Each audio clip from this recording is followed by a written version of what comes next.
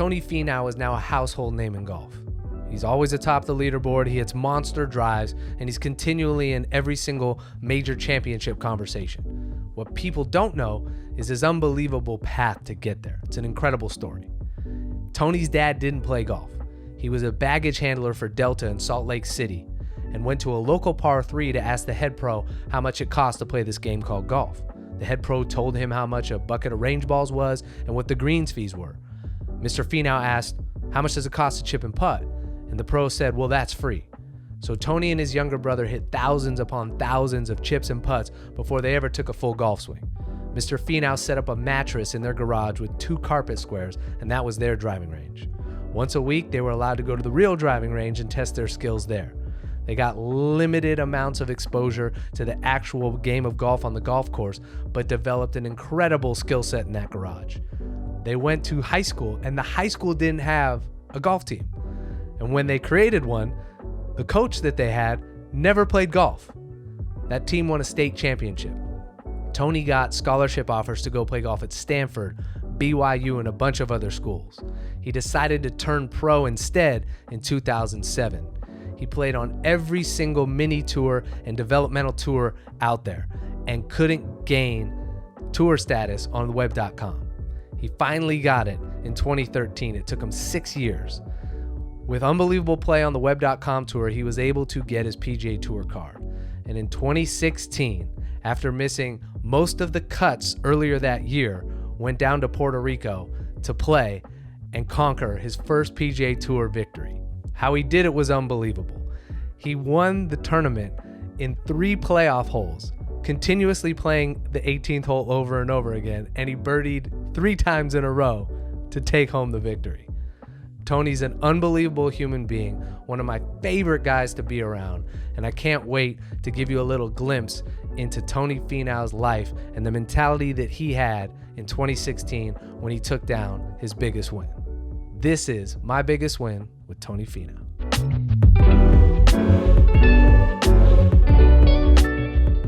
My biggest win, we have one of the greatest humans of all time, Mr. Tony Finau, with us. And on March 27, 2016, you had a massive win in Puerto Rico. You won in a playoff, 3rd hole of a playoff. And, that's right. And 3 birdies in a row to win the playoff. And I don't know if it gets better than that, all in the same hole. And the interesting part to me about it was the lead up to Puerto Rico. And I kind of wrote down these stats. You played the Phoenix Open, you missed the cut. Didn't play Pebble. Right.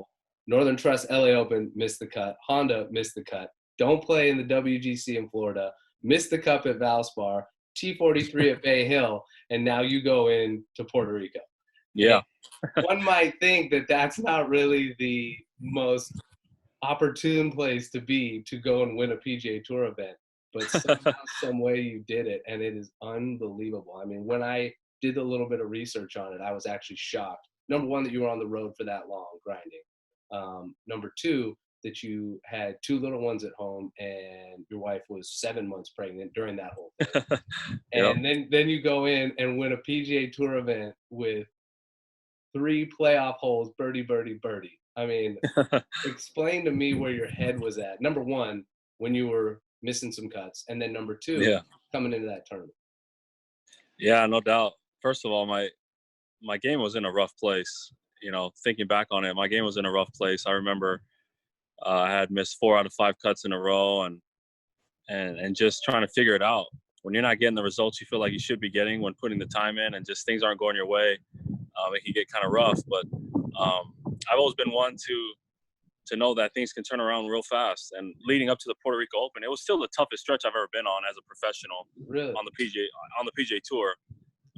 I've never missed that many cuts in a row, but just not scoring, swing not there, just a lot of things, a lot of questions. But I played a final round at Bay Hill at the Arnold Palmer. I shot 67 in the final round there, and that was like a huge part to going to Puerto Rico and accomplishing what I did. Something clicked there in my golf swing and just in my game that turned my confidence level and took it to another level in that time of my career. If you would have asked me do you expect to win this week? Of course, I'm going to say no, Yeah. because coming off those those rough weeks, I Right. don't think anybody in their right mind could say that, hey, I'm contending this week. I had one round in the 60s for the last 2 months on tour. I mean, it was Right. a pretty horrendous effort on the last couple of months leading up to this. My wife and I had three children, and we're expecting a fourth. On a personal level, there was a lot on my plate. I've got three kids to take care of, and my Totally. wife, and I'm only my second year on the PGA Tour, and at the time, still trying to figure things out. See if am I even good enough to play at this level? Right. I've clawed and scratched my way to get to the PGA Tour level. A lot different than most guys. Yeah. Just the path that I took. But looking back is like, was I even good enough to win? Was I even good enough to compete? There's Totally. doubt definitely starts to creep in. When you're missing a bunch of cuts in a row, and seeing other guys that you've competed with have more success, and you call this my biggest win. And reason being for me that Puerto Rico was my biggest win is because of the confidence that I was able to carry after I had won. But going into it, I would say this is where I'm at mentally and physically, and emotionally on a personal level. I was kind of in a rough place trying to find something and figure something out. And, I think all the parents out there can definitely relate to having children. And I don't want to say the extra pressure, because it almost is a bonus in the motivating category as well. But having children and having your career be in an unstable place is very stressful. And especially when you have one on the way and things are compounding, and it adds a whole new layer of severity, urgency, that can either go in a really beneficial, positive way, or it can go pretty negative. I mean, you can spend a lot of nights staring at the ceiling, trying to go to bed and be like, wow, I don't know where this is going. It's very overwhelming, having, when you're single for however long you're single, and then you're married, and then you have kids right away. My wife and I had kids really fast, and Right. started to get a bit overwhelming. But professionally, Puerto Rico is up there at the top for me because of that comfort that it brought to me at the time, and I needed it in my career. Again, one that's no secret to most of the golf world, that it took me years to get to the tour after turning professional, and going through, struggling through mini tour and what that entails. That's not a glamorous life. To say the least. That's not a glamorous life. A lot of rooming and counting your pennies and trying to see how much you can get out of a dollar. I went through that life for a handful of years before I tried my hand on the PGA Tour and was able to make it.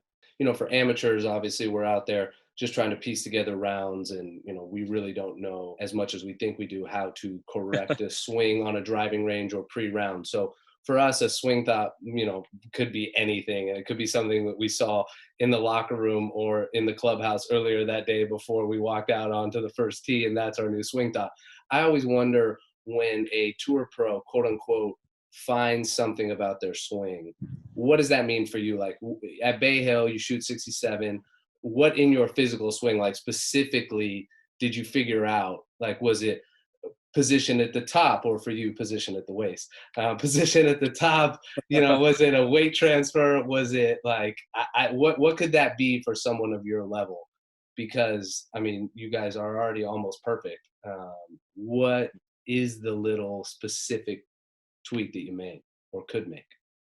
Yeah, it's still very simple. The thing, most of the time when I find something, it's very simple, and it's almost a fundamental, and it happened to be a fundamental at this point. We've been working on my grip, my coach Boyd Summerhays and I, for a couple of years.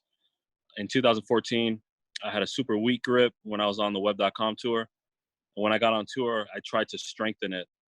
And then I strengthened it so much that in 2016, it went off the rails. Like snap hook off the rails, or like where? I was hitting it left, and then I was hitting it right, and Oh, just wow. couldn't figure it out. So we tried to strengthen with my left hand. So just going into Bay Hill, I remember Boyd telling me, "Hey, why don't we just strengthen the right hand? Get your left hand there how you want. Mm-hmm. Why don't you get your right hand a little bit more underneath and see how that feels?"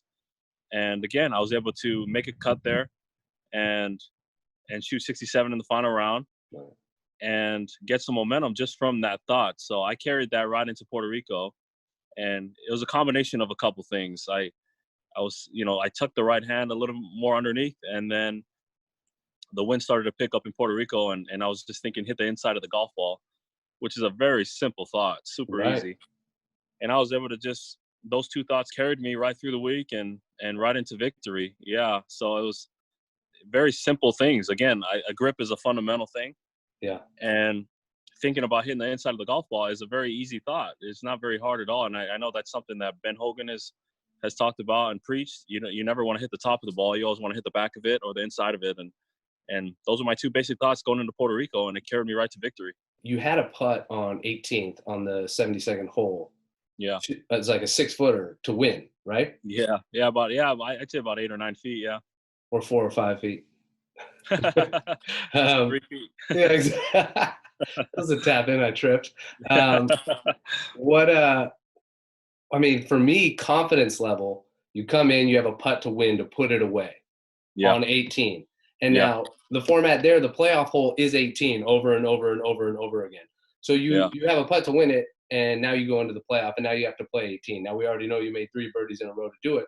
But I watched a video of a sand shot. I think it was on the 3rd hole, and you were behind the hole, short-sided almost, and that's where you hit it to like probably 4 or 5 feet, or I don't know how far, but it was unbelievable sand shot. Missing that putt on the 72nd hole, was there an element of you where you were like, oh God, here we go. Now I go into this playoff, I got to play 18 again. I have that thought in my head, or was it just like, I'm going to go get this right now? I knew I was going to make it when Marino had opened the door. Marino was on the back of the green on the 3rd playoff hole for eagle. He was about 35 feet for eagle. I was in the back bunker. So he had the clear advantage. Yeah. Clear advantage. He was putting from just on the back fringe, again, from about 35 feet. Mm-hmm. And I had, about a 20-yard bunker shot from the back of the bunker for eagle. So I hit mine up to, which I thought was a good shot. But amazing shot. To me, at best, we're playing again. We're playing another hole at best. If he doesn't, I'm going to get – if he doesn't make it. If he doesn't make it. If he doesn't make it for eagle. And so I was really happy with my shot just to put some type of pressure on him. And it did exactly that. He ended up putting it outside of my bunker shot. Really? He left it about 6 feet short, and on the exact same line as where I was. So you got the read. So I was able to at least get the read, but he lipped out, and honestly, my heart skipped a beat. I remember because I never thought he was going to miss. I never thought he was going to make more than a 4. I think I've just trained myself throughout my golf career to just always expect the guy to make the shot that's important. Especially at this point in our playoff, we had already birdied it a couple times each. Yeah. And I felt like, if we just kept playing this hole, I'm going to have to make a 3 at some point to pull this thing off. To pull this thing off. So he kind of gave me a gift. He missed his 6-footer, and getting over mine, I was very confident that I was going to make it. It was like a left center putt, and honestly, to me, it's just like I would have had to choke to miss it, and I just calmly got up there and knocked it in. And man, that was a really, really cool feeling for me to finally, get a win on the PGA Tour, something I dreamed of since I was a kid. And then just to take that step forward in my career, I could honestly say from that time to now, my career, elevated to a different path.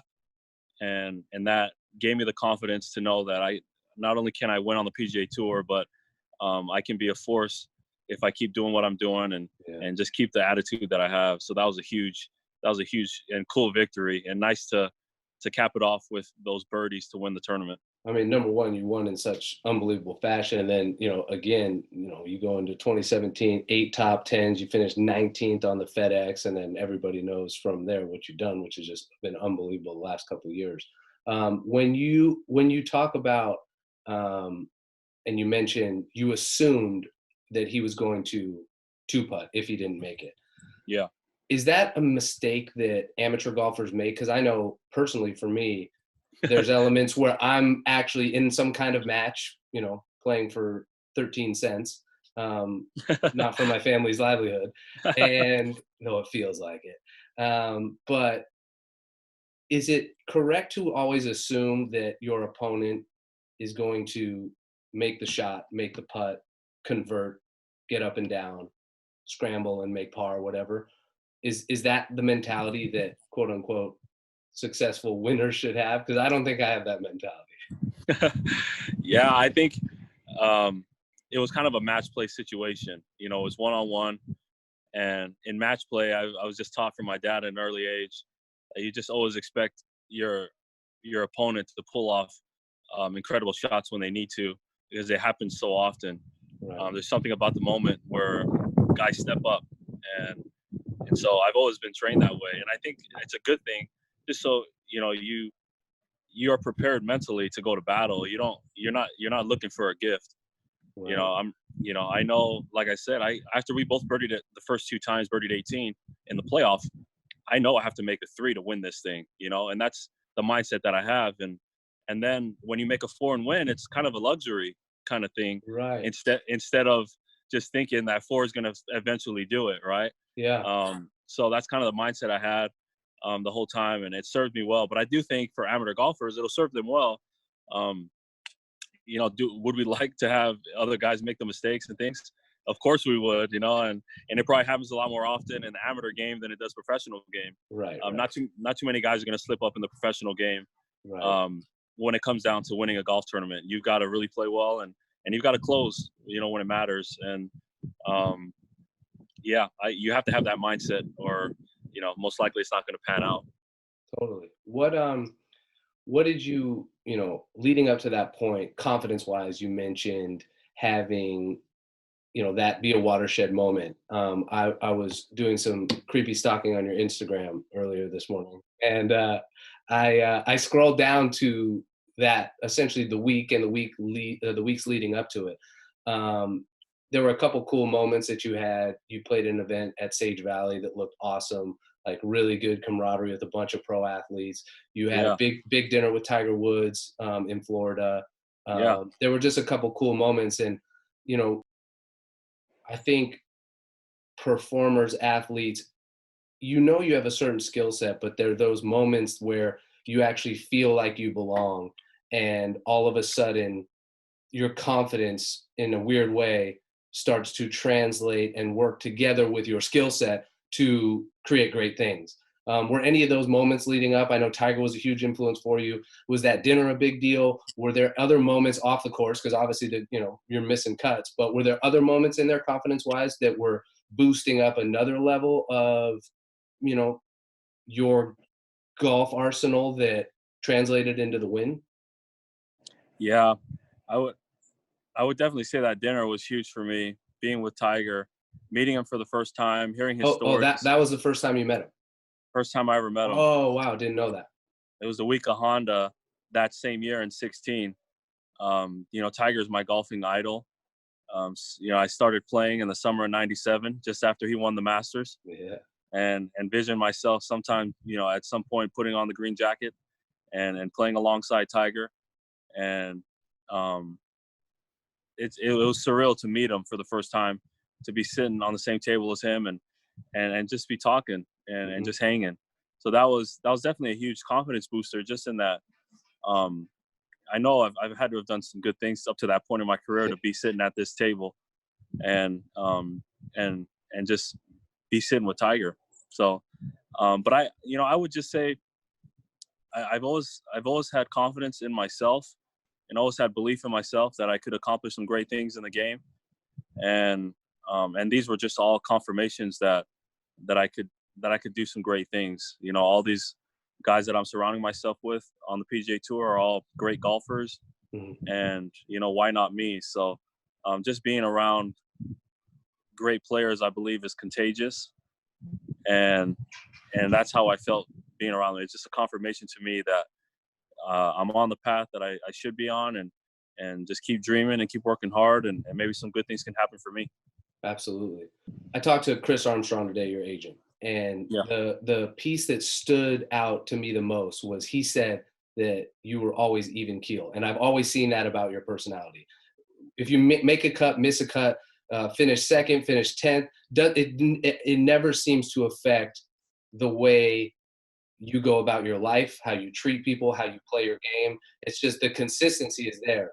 I feel like a lot of people emotionally get into, sometimes the roller coaster of life and let that overtake their performance in a lot of ways. What mistakes I should ask, knowing that that's how you live your life? What mistakes do you see a lot of competitors or just a lot of humans in general make about the inconsistencies with the ups and downs? We mentioned before you missed all the cuts. Good things are happening, bad things are happening. All this stuff's going on, but I don't think you ever lost the confidence. Talking to Armstrong, he says you didn't, don't, probably will never. It's just how you are. What mistakes do you think that people make to ride that roller coaster, unfortunately, and get down to those lows, or maybe take the highs with too much enthusiasm and get a little too caught up in the highs? Yeah, you gotta keep it real with yourself. You gotta keep it 100 every time. Every time you go through anything in your life, and be surrounded by people that can do that for you, and just keep it real. I think the reality is for me, coming from where I've come from, I feel like I have maybe a little different perspective on life in general. Hmm. Come from very humble beginnings, learning how to play a game I had no idea about, and my Right. family didn't either. But it's taught me just how to be grateful for whatever you have, and I think that's the attitude of gratitude is a huge part to to looking at life. Um, is if we only choose to look at people that have more than us, and not that we're actually blessed a lot more than other people.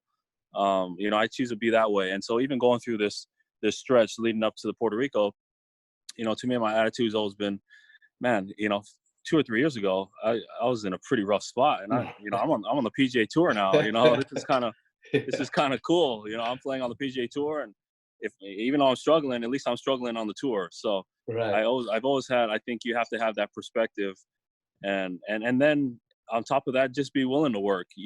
Of course, you're gonna have you have to get better. And I always, even at this point in my career, I'm hungry, but I'm still very humble. Those are two of the words that I like to use: humble and hungry. Hmm. Um, and that's seems to be an attitude that's worked for me.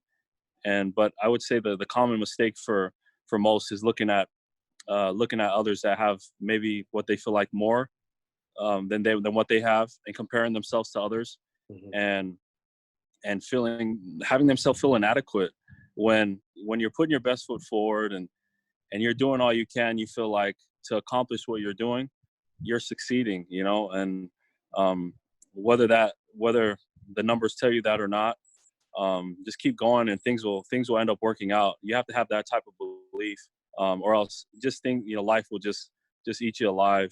Yeah. Um, but I think just a little bit of that, no question. Comparing is a hard thing to not do in our day and age with social media. It seems like everybody's showing off what they have. Right. Everybody knows how much people make in the sports world. Um, it's very easy to feel inadequate, but um, let's not compare with what others have. But you have a lot to offer to the world. We all have special uniques and talents, Hmm. and let's use that to uplift other people instead of bringing each other down. That's awesome. It's a very potent and applicable philosophy, especially considering everything that's going on right now. Yeah. So you win. You're in Puerto Rico. I'm assuming because you've got three little ones at home and your wife's 7 months pregnant. You're solo in Puerto Rico. Are you by Yeah, yourself? I yeah, assume. yeah, just my caddy and I, yeah. And so you win. You kind of do the whole, car wash, media stuff, blah blah blah. Get through all that. When you leave the tournament grounds, like where do you go? What did you do that night? Did you just go straight to bed? Did you go Yeah, eat? Did you? yeah, my caddy and I went, just had a meal.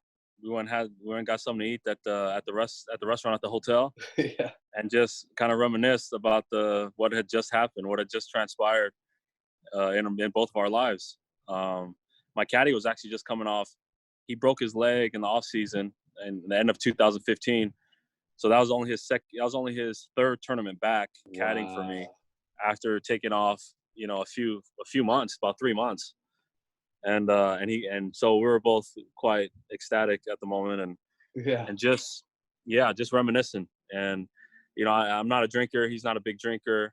So, drinks weren't really involved and won't ever be in my parties. But, we had a great time. You would never think, someone can be so happy without alcohol.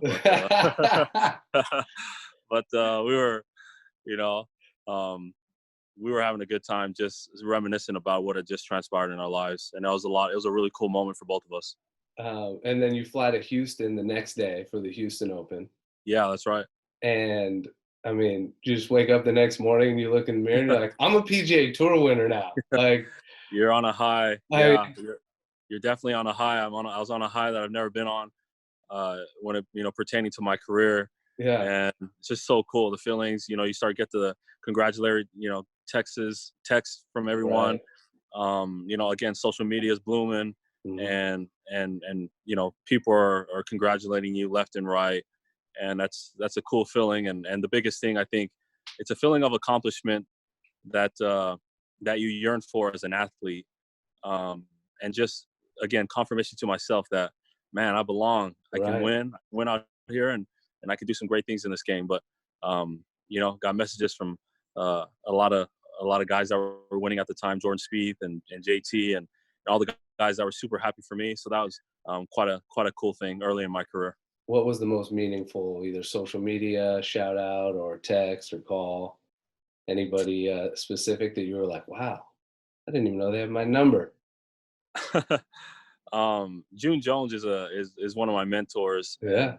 He coached in the NFL, coached for SMU football, University of Hawaii. Legendary Hawaii coach. Yep, and now he's a head coach for an XFL team in Houston.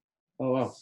But he's a great friend of mine, and he probably sent me the most meaningful message. He's known me for a really long time, since I was a teenager, and sent me something along the lines of, hey, I always knew this day would come. This is just the beginning. And he allowed me to look at it as just that. And I'm just getting started. Don't look at this as you're content. This is the start of something that I know you can accomplish a lot of great things in the game. And so he was able to turn my mind from all the hype and ecstaticness into let's go win some more. Yeah, so step one. Do they ship that trophy, or do you have to carry that trophy? Yeah, they ship it. Okay, I didn't know if you were walking through the airport with the trophy. If I was going home, I would have just carried it with me. Yeah. But I had them shipped from Puerto Rico back to Utah. So next day, you're flying commercial, I assume, at that point in your career, from Puerto Rico to Houston. Yeah. So you're walking through the airport. Anybody recognize you that was like, Tony, great win? Or was it kind of low profile? You're in Puerto Rico and you just I slowly started to get some in Puerto Rico for sure. A lot of people were there for the tournament from the States. Right. And obviously a lot of the players, but I started to get more recognition, no doubt, awesome. Not only from the players, but just in the golf world, it seemed like in general. And my popularity started to grow, which is always a bonus, when you're winning in your sport, people like you. When that check came through, were there any like purchase that you were like, that was a little extravagant for my my financial status at the time? Yeah, well, later that year, my wife's always wanted her own house, and so I was able to purchase a house for us at the end of 2016, and that was probably that was still my biggest expense to this day, but well worth it. We've got a beautiful home in Utah, and something we're quite proud of to just have the funds to do something like that. I mean, again, the greatest feeling, especially when you have kids, and to walk around a home that's yours, that you earned. And especially when you know that there were some meaningful moments that, obviously were singular in time, but were really a culmination of a life's work. But it's cool to actually be able to pull the trigger on something like that and say, man, I earned this. And, this is something that I can feel, live in, enjoy the energy with my family of such a special thing. Well, Nothing dude, like it. thank you so much for taking the time. Really, really appreciate it. Thank you, bro. I have a picture. I'm going to text you a picture right now, and I want to see, I want to see if you remember what this. I want to see if you remember this.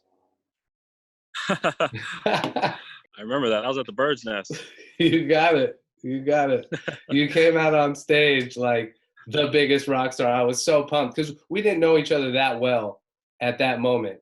And I brought people up on stage. That's part of what we do at different shows. And sometimes I'm actually like so shocked at how great people are on stage. And then other people that I think are going to be just lit up and just bright, they come out and they're fully locked. And I'm like, oh God, you can move, you can do something. And I'm trying to get this music thing and keep the vibe rolling. And who did you bring? I forget who was your cousin or I think I was with my cousin. You were with your cousin. And we roll backstage and it's all good. And you came out and the crowd went wild. and you did a dance across the stage. I mean, I hope I can find that video somewhere because it was epic. And when you came out on the stage like that, I'm like, oh my God, this dude's gonna be a star. You should have played music. You should have done it. Hey, we'll have to rip it on the guitar sometime, brother.